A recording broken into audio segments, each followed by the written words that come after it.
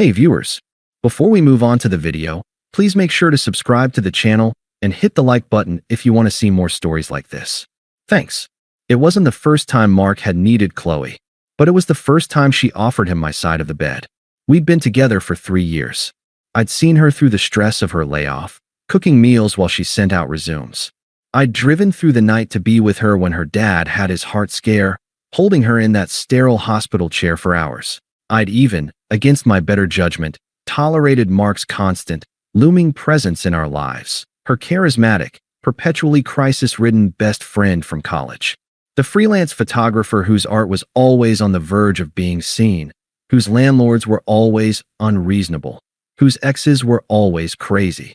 Qley's personal charity project, wrapped in a leather jacket and good cheekbones. The call came at 12:37 a.m. on a Tuesday. My phone buzzed first, lighting up the nightstand. Mark. I let it go to voicemail. A minute later, her phone rang. I heard her murmuring, the bed shifting as she sat up. Oh, Mark? No, where are you? That's so many. Are you safe? A familiar, heavy feeling settled in my gut. I stared at the ceiling. She hung up and turned to me. In the blue-tinged dark, I could see the performative concern etched on her face. That was Mark. He's at the Hollow Bar. He says he's had way too much to drink to drive, and he can't afford an Uber all the way to his place. So he'll get a cab, I said, my voice flat with sleep.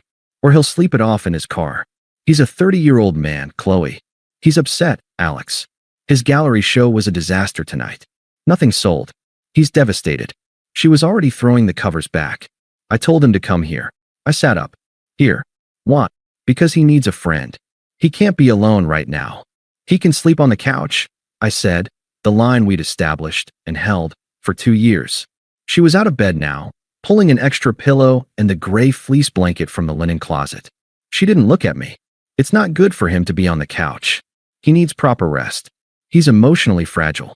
A cold clarity began to cut through the fog of annoyance. Where is he supposed to sleep then? She finally met my eyes, clutching the pillow to her chest like a shield. He's sleeping here tonight. You can take the couch. The words hung in the air, absurd and offensive. I actually let out a short, disbelieving laugh. You are joking. Don't be heartless. He needs someone to watch over him in case something happens. What if he gets sick? What if he has an anxiety attack? You know how he gets. Watch over him. In our bed. The emphasis on our felt pathetic even as I said it. It's not like that, Alex. She rolled her eyes, the ultimate dismissal. God, why are you always so insecure about him? If you really loved me, you'd understand I'm just being a good friend. He has no one else. There it was. The twisted logic. My boundary was insecurity. My discomfort was a failure of love. Her prioritization of another man was noble compassion. And if you really loved me, I said, my voice quieter now, dangerously calm, you wouldn't ask me to leave my own bed for another man. She stiffened. The mask of concern flickered, revealing a flash of impatience, a frustration that I wasn't playing my assigned role in her drama. I'm not asking you to leave your bed. I'm asking you to be understanding for one night. To help someone who's hurting. But I guess that's too much for you. She turned toward the bedroom door, ready to go wait for her wounded bird in the living room. Well, I am asking. So what's it going to be? I didn't answer. I just watched her go. The front door opened 20 minutes later. I heard his slurred voice, overly loud, and her shushing him, a giggle in her tone that was never there for my rough days. I heard the shuffle of feet, the thump of a bag. I stood in the shadow of our bedroom doorway.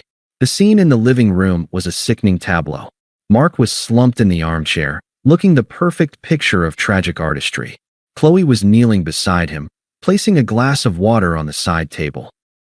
I just feel like such a failure, Qley, he mumbled, dragging a hand through his hair. You're not a failure. Your work is brilliant. The world just isn't ready for it. Her hand was on his arm. Come on, let's get you settled. She helped him up. He leaned on her heavily, more than necessary. As they moved toward the hallway, toward our bedroom, his eyes drifted over her shoulder and met mine in the dim light. There was no drunken haze in that look. It was clear, sharp, and brimming with triumph. A quick, almost imperceptible smirk touched his lips before he let his head loll back onto her shoulder. She led him into the bedroom, her voice a soft murmur. I stayed in the doorway. She guided him to my side of the bed, the side I slept on, where my book sat on the nightstand. He collapsed onto it with a sigh. She bent over, pulling the comforter up to his chin with a tenderness I recognized. "Try to sleep, okay?" she whispered. "You'll stay?" His voice was a pathetic mumble. "I'll be right here. I'm just going to get a damp cloth for your forehead. You're a little warm." She brushed his hair back. Then she turned and finally saw me standing there. Her expression didn't change to guilt or apology. It hardened into defiance. A silent "see? This is what a good person does." She walked past me without a word, headed for the bathroom.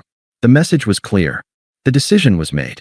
I could either go sleep on the couch in my own home, accepting my demotion, or I could make a scene. I finally understood. This wasn't about Mark. This was my final exam. A test of how much disrespect I would package as love. How small I was willing to become to fit into the life she was building, where she was the saintly heroine and I was the loyal, faceless supporter. And Mark was the perpetual damsel in distress, a role that guaranteed him her undivided attention forever. She returned with the cloth, her focus entirely on her patient. I turned and walked away. The couch held no appeal. The idea of lying there, listening to the silence of my own bedroom where she tended to another man, was a special kind of humiliation I refused to volunteer for. A strange, electric calm settled over me. The noise of betrayal in my head just stopped, replaced by a silent, operational clarity. The debate was over. She had shown me the door. I just decided to walk further than she intended. I went to the hall closet and pulled out my travel suitcase, the one we'd used for a weekend in Vermont 8 months ago. I wheeled it into the spare room/office, the door clicking shut softly behind me. I worked with the efficiency of a surgeon. First, the essentials: passport, social security card, the title to my car, my laptop and charger. Then, from our shared desk, the folder with my stock statements and the paperwork for the retirement account I'd started alone, before her. I took only what was mine. In the bedroom, I moved quietly. They were both asleep. Mark was sprawled diagonally across the bed, snoring softly. Qley was curled in a chair she'd pulled up to the bedside, her head resting on her arms on the mattress, one hand still near his shoulder. A sentinel. It would have been touching if it wasn't my life. I opened my dresser drawers. I took jeans, t-shirts, socks, underwear. I left the expensive sweater she'd bought me for my birthday. It never fit right anyway. I left the silly novelty socks from our first Christmas. I left everything that was an us item. From the bathroom, I took my toothbrush, razor, a single towel. I left the cologne she liked on me. Every movement was deliberate, quiet. There was no rage in it. No sorrow. It was a logistical problem I was solving. The emotional divorce had happened the moment she'd issued her ultimatum. This was just the physical settlement. The last thing I packed was from the top shelf of the closet, a small, locked fireproof box. Inside were my grandfather's watch and a few old letters from my brother, deployed overseas. Things that mattered to me long before Qley. I zipped the suitcase closed. I took one last look around the room. At the man in my bed. At the woman keeping watch over him. I felt nothing. Not even anger. Just a vast, empty space where my love for her used to be. In the kitchen, the note. I found the pen she always hated, a cheap plastic bank promo with a stubborn click. On the counter, next to the fruit bowl she'd picked out at a flea market, I laid a single sheet of plain paper. I didn't write a novel. I didn't explain my reasoning. She knew. I didn't express hurt. She wouldn't care. I didn't say goodbye. That sentiment had expired. 2 lines. That's all. Enjoy your patient. Don't contact me. I set the pen down squarely on top of the note. Final. A period. I wheeled my suitcase to the door, slipped on my shoes, and took my winter coat from the hook. My keys were in the bowl. I separated my car key from the ring that held my key to this apartment. I left her key there, in the bowl. It made a faint, metallic ping as it landed. I opened the door. The cold night air rushed in, clean and bracing. I didn't look back. I stepped into the hallway, pulling the door shut behind me. The latch clicked with a soft, definitive sound. In the silent underground parking garage, I loaded my suitcase into the trunk. I got into the driver's seat, started the car. Only then did I pull out my phone. I opened my messaging app. My best friend, Jake. I typed 3 sentences. It's over. Need the couch for a few days. Be there in 20. His reply was almost instant. Doors open. You okay? Yes. I meant it. Before I put the car in reverse, I opened my phone settings. I went to her contact. I blocked her number. I opened Instagram, Facebook, WhatsApp. Blocked, blocked, blocked. It took less than a minute. An administrative task. Then I drove away. Not in a fury. Not with tears in my eyes. I drove away the way you leave a job that no longer serves you. With relief and a quiet focus on what comes next. The silence in the car was not empty. It was full of possibility. Jake's couch was a sagging, corduroy monster that smelled faintly of stale beer and dog. It was the most comfortable thing I'd ever lain on. For 3 days, I didn't call in sick. I went to work. I wrote code, attended meetings, ate a turkey sandwich at my desk. My colleagues noticed nothing. The world kept spinning. It was the first revelation. My heart could be a crater, and my hands could still type functional, elegant lines of Python. Life was compartmentalized in a way I'd never appreciated. I didn't explain much to Jake. The first night, over a beer he shoved into my hand, I just said, "She chose." So I left. He'd known about Mark. His face darkened. "The fuck did she do, Alex?" "It doesn't matter," I said, and I meant it. Narrating the injury felt like giving it power, letting it out of the sealed container I'd built for it in my mind. "It's done." He clinked his bottle against mine. "Okay, couch is yours as long as you need." The silence at Jake's was different. It wasn't the tense, waiting silence of the apartment in the weeks leading up to the night, where I'd walk on eggshells wondering when the next Mark emergency would derail our plans. This was a neutral silence. A blank canvas. It was mine. My phone was a brick. No notifications except work emails and Jake asking if I wanted pizza. I'd blocked her everywhere, but the digital umbilical cord had phantom limbs. I'd catch myself glancing at it, a muscle memory of anxiety, waiting for the text that would apologize or, more likely, demand something. The absence of that dread was a physical relief, like putting down a heavy weight I'd been carrying for years. Jake became my reluctant news feed. On the fourth morning, he slid his phone across the breakfast bar. "She's texting me now." I looked. A screenshot of a message from Qley to him. "Jake, is Alex with you? Please tell him to call me. This is ridiculous." I pushed the phone back. "You don't have to be the middleman. Tell her whatever you want." I told her you were alive, and that was all she needed to know. He paused. She wrote back, "He's really going to throw away 3 years over one misunderstanding." A misunderstanding. The word was so deliberately small, so insultingly reductive. It reframed her calculated choice and my final boundary as a simple miscommunication. I felt nothing but a mild, distant contempt. "Don't answer," I said. The attempt shifted.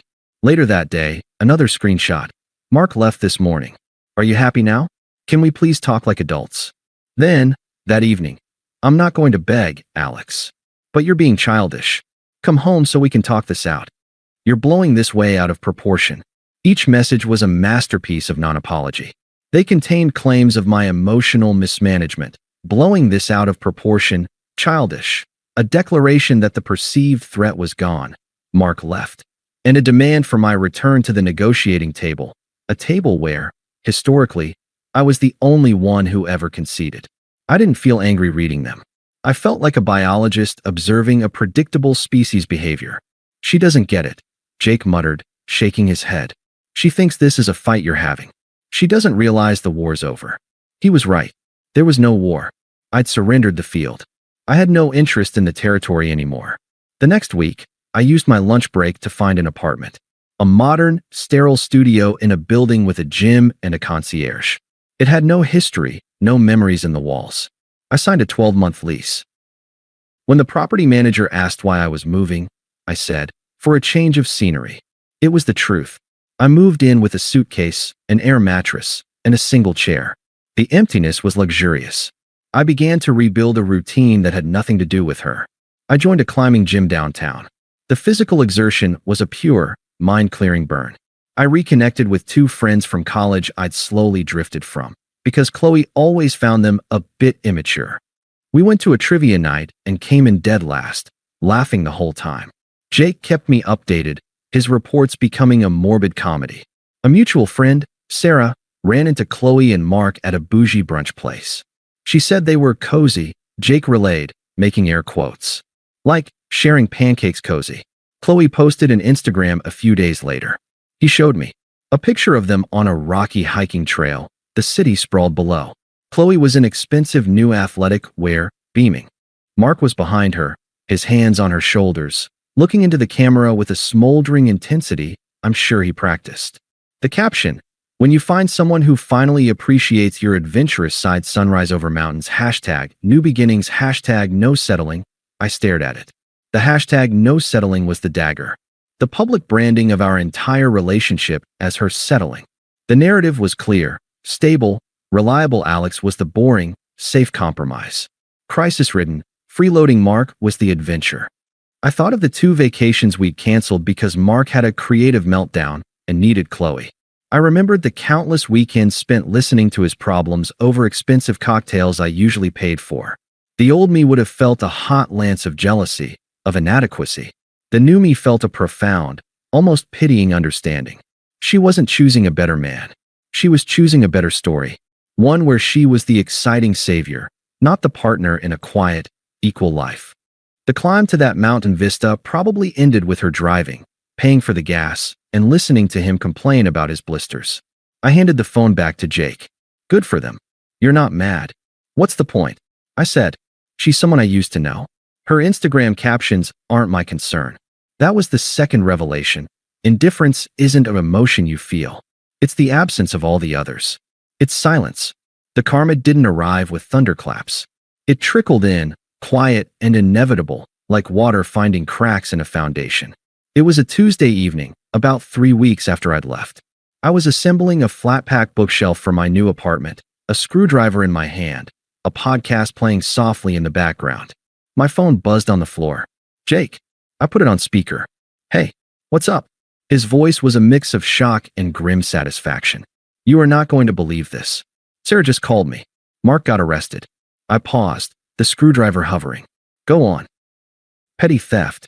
Apparently, he walked out of a high-end camera store downtown with a lens worth like $2,000 tucked in his jacket. The security footage was crystal clear. Idiot didn't even wear a hat. I went back to turning the screw. Huh, that's not all. Jake continued, his excitement growing. When the cops looked into him, it opened a whole thing. The guy's got debts everywhere. He's been borrowing money from like 5 different people with the same sob story. Funds are tied up, waiting for a big client payout. Your girl Qley loaned him $3,000 last week for new portfolio equipment. I felt a cold, clear click of understanding. The new hiking gear. The fancy brunches. It wasn't a brand new chapter. It was the same old grift, and now she was the mark. Sarah said it gets messy, eh? Jake said. One of the other people he borrowed from is a woman he'd been seeing for months. Some graphic designer. She thought they were exclusive. She found out about Qley and lost her mind. She's the one who apparently tipped off the camera store manager, saying to watch Mark because he was a con artist. The pieces assembled themselves into a pathetic, obvious picture. The perpetual victim, playing multiple saviors against each other. How's Qley taking it? I asked, my voice devoid of any inflection. I was asking for data, not out of concern. According to Sarah, she's a wreck. Embarrassed, humiliated, and out $3,000 she probably doesn't have. Her friend group is fracturing. Some feel bad for her. Others are saying she made her bed when she... Jake trailed off. When she chose him over me. I finished for him, calmly. It's fine, Jake. You can say it. Yeah, that. There's a lot of I told you so circulating privately. Her sister Maya is apparently furious with her. I finished tightening the screw. The bookshelf stood upright, sturdy and functional. Well, I said. That's a series of unfortunate choices. There was a long pause on Jake's end. That's it. A series of unfortunate choices? Alex, he played her. He stole from her. She's getting roasted by her friends. Don't you feel, I don't know, a little sorry for her? I put the screwdriver down. I looked at the clean lines of the new bookshelf, the empty shelves waiting to be filled with things I chose. I felt the quiet peace of my own space. No, I said, and the word was absolute. I feel nothing. And that's the point, Jake.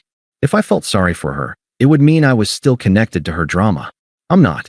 Her consequences are the direct result of her decisions. She saw a wounded artist. I saw a user. She called my judgment insecurity. Now she's out $3,000 and her reputation. My sympathy wouldn't pay her back or fix her friends. It would just be noise. Jake was silent for a moment. Shit. You're really free of it, aren't you? I'm in my apartment, building a bookshelf, I said, a faint smile touching my lips for the first time during the call. That's all I'm doing. What she's doing is no longer any concern of mine. I heard him let out a low whistle. Okay then. I just thought you'd want to know. I appreciate it, I said, and I did. It was information. A postscript to a closed book. But you can stop the updates now. Really. It's over. We hung up. I slid the last shelf into place. The podcast host was laughing about something. I laughed a little too, at nothing in particular. The air in my apartment was clean and quiet, and entirely my own. The chaos she'd chosen was now hers to manage. I felt no schadenfreude, just the profound, simple gratitude of a man who had stepped off a sinking ship and was now, finally, dry. The news of Mark's arrest and betrayal was the pebble that started the landslide. My silence was the avalanche that followed. The first attempt was clumsy, a transparent ploy for sympathy. 2 days after Jake's call, a text from an unknown number lit up my screen. I guess you heard. I should have listened to you. Can we talk? It was her. The tone was perfectly curated, contrite, acknowledging my foresight, posing as a simple request. It was the opening move in a game I had quit playing. I pictured her drafting it, erasing, trying to find the balance between apology and maintaining the upper hand of being the one to reach out. I typed a single character. No. I then blocked the number. The entire exchange took 8 seconds. The second attempt involved a proxy. 3 days later, my desk phone at work rang. The receptionist said, "Line 2 for you, Alex." It's Amaya, Chloe's older sister. The sensible one, who'd once told me at a barbecue I was too good for the drama. Now, she was drafted into the drama. I picked up. "This is Alex." "Alex, hi. It's Maya." Her voice was strained, trying for warm and landing on nervous. "Listen, I know this is awkward. I wouldn't call you at work, but Chloe's really hurting." I said nothing. The silence forced her to fill it. "This thing with Mark, it's bad. He was a user, and she sees that now. Clearly. She feels awful. She misses you. She realizes what she had." A pause. "Can't you find it in your heart to forgive her? People make mistakes."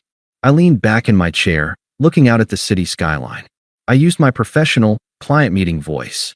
"Maya, I appreciate you calling. I have no ill will toward Qley. I wish her no harm. But I'm not part of her life anymore, and I have no interest in rejoining it. Please wish her well for me." "Alex, wait," she started, but the placid finality in my tone had thrown her. "Take care, Maya." I hung up gently. The third attempt was the ambush. A week later, on a rainy Thursday evening, my intercom buzzed. I wasn't expecting anyone. I walked over and pressed the button. Yes. No voice, just the hollow sound of the lobby. A minute later, a soft knock on my door. Not Jake's hearty pound. A tentative tap tap tap. A cold suspicion settled in me. I looked through the peephole. Qley stood there, soaked. Her hair was plastered to her face, mascara smudged under her eyes. She looked smaller, younger, utterly defeated. She was clutching her phone like a lifeline. The performance was Oscar-worthy, but the genuine misery in her eyes was not an act. This was the consequence, raw and unedited. I stood still for a full 30 seconds. I could have not answered. I could have been the ghost. But a part of me, the part that needed to cement my own freedom, to look the past in the eye and feel nothing, wanted to open the door, to hear the script she'd prepared, to deny her the final line. I turned the deadbolt and opened the door just enough to see her fully. The damp, cold air from the hallway rushed in. Her eyes widened, a desperate hope flooding into them. "Alex, please, just 5 minutes. You shouldn't be here, Qley. I asked you not to contact me. I know I messed up. I was stupid." The words tumbled out in a rehearsed rush. "Mark, he took money from me. He lied about everything. He was seeing someone else the whole time." She choked on a sob. "Everything you ever said about him was right." I waited. I didn't offer a tissue. I didn't step aside to let her in from the rain. I just stood there, a polite sentinel at the border of my new life. "That's unfortunate," I said, my voice flat. "Unfortunate?" She recoiled as if struck. The victim's script was faltering. "That's all you have to say? He stole from me, Alex. I'm out $3,000. My friends are laughing at me. You should file a police report," I said, offering the logical, impersonal solution. "It's a matter for the authorities." Her face crumpled. The anger was swallowed by a more frantic need. I don't want a police report. I want you. I want us back. I see it all now. I was blind. I took you for granted. There is no us, Qley, I said, the words clean and surgical. There hasn't been for over 2 months. The finality of the time frame, the specific accounting of the days since her choice, seemed to shock her. She'd been living in the dramatic whirlwind of her own crisis. I'd been living a calm, forward-moving life. You don't love me anymore? She whispered, the ultimate, manipulative question. A question designed to trigger a chivalrous denial, to pull a man back into the familiar role of comforter. I met her gaze. There was no cruelty in my eyes, but there was no softness either. Just truth. My feelings are no longer your concern. Our relationship ended the moment you asked me to vacate my bed for him. Goodbye, Qley. I began to close the door. Wait. She shoved her hand against it. The desperation turned sharp, ugly. So that's it. After 3 years, I get a fucking goodbye in a hallway? You're just as cold as everyone said you were. I stopped, the door still ajar. I didn't rise to the insult. I simply gave her one last, measured look. Then it should be a relief that you're free of me. File the report, Qley. Take care of yourself. This time, I closed the door completely. I heard a muffled sob, then the sound of her heels retreating down the hall, faster now. The click of the lock was louder than the ring. I walked back to my couch. My heart rate hadn't spiked. My hands weren't shaking. I felt a profound, weary clarity. The chapter wasn't just closed. The book had been pulped. The text that came to a new, soon-to-be block number an hour later confirmed it. When the heartbroken victim act failed, the true colors bled through. Fine. Be that way. You were always cold anyway. Emotionally stunted. You're just like Mark. You use people, and when they need you, you just walk away. I hope your new life is as lonely as you are. I read them with the detached interest of a linguist studying a dead language. The grammar of blame. The vocabulary of a person who could never, ever be at fault. I deleted the thread and blocked the number without replying. The silence that returned was sweeter than before. The final thread was snipped 8 weeks after I'd left, in the most mundane of places, a coffee shop 3 blocks from our old apartment. I'd stopped going there for months, but my new barista had called in sick, and I had a report to finish. I was in the corner, headphones on, typing away. The familiar smell of roasted beans and the low hum of conversation were just background noise. I didn't see her come in. I felt a presence hovering near my table and looked up. Qley was standing there, holding a chai latte. She was with a friend I vaguely recognized, one of the ones from the Brunch and Complaints Brigade. The friend hung back near the condiment station, pretending to be fascinated by the sugar packets. Qley looked tired, not theatrically disheveled like at my door, but worn thin. The light was gone. She was just a woman in a coffee shop. She managed a weak smile. Alex, you look good.